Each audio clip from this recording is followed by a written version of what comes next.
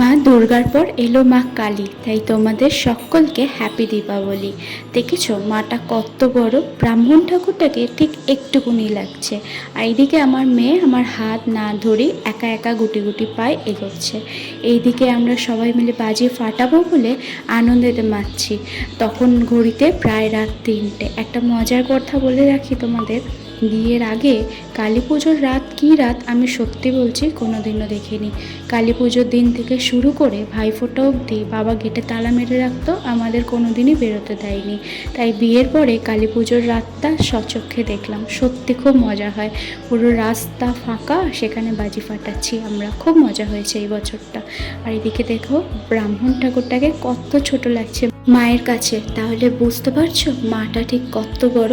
ঘাড় উঁচু করে তোমাকে দেখতে হবে, মাটা এত বড় আর এতটা সুন্দর। দেখতে দেখতে দুর্গাপুজো কালী পুজো সবই শেষ হয়ে গেল, আবার একটা বছরের অপেক্ষা। চলো তোমাদের সকলকে শুভ দীপাবলি।